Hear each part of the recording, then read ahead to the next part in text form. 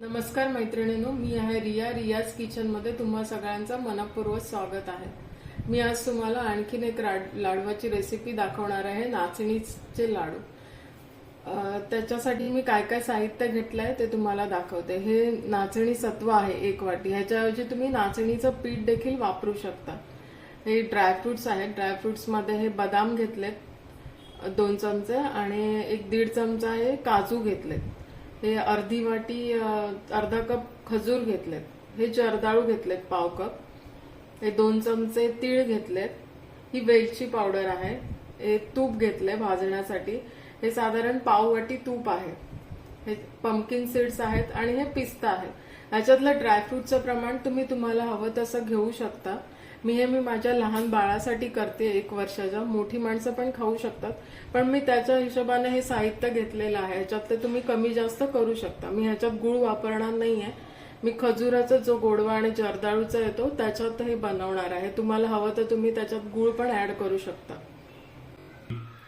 तर प्रथम मी गॅसवर एक कढई तापत ठेवली आहे। तर त्याच्यात आपण 1-2 चमचे तूप घालून घेऊया। त्याच्यात आपण हे 2 चमचे तूप घालून घेऊया आणि त्याच्यात हे नाचणीचं पीठ आपण घालून घेऊया।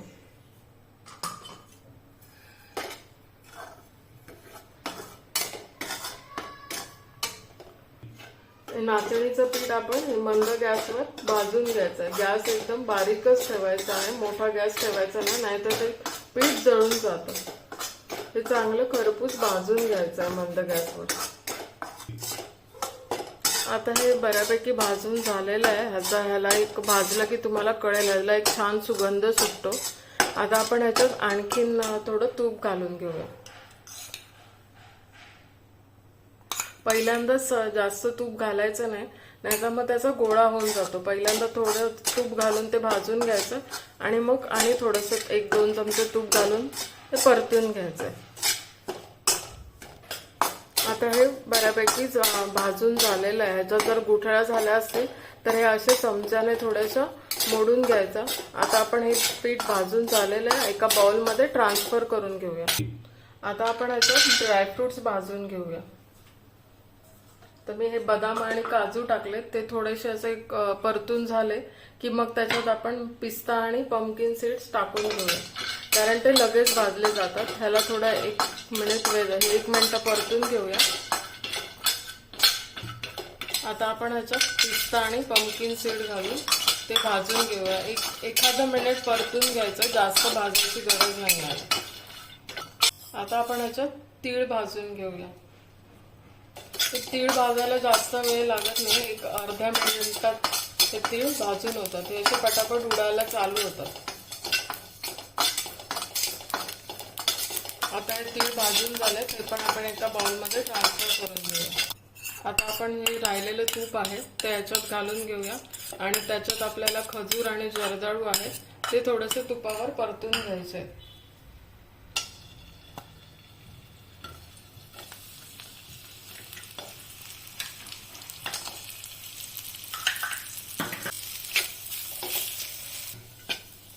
आता हे आपले परतून झालेले आहेत, हे पण आपण एका बाउल मध्ये ट्रान्सफर करून घेऊया। आपल्या सगळ्या गोष्टी आता भाजून झालेल्या आहेत। आपण आता थंड करून मिक्सरला लावून घ्यायचे। तर प्रथम हे ड्रायफ्रुट्स आपण मिक्सरला थोडे बारीक करून घेऊया। चालू बंद मध्ये बारीक करून घ्यायचे। आता आपण ह्याच्यात हे अर्धे खजूर घालून घेऊया।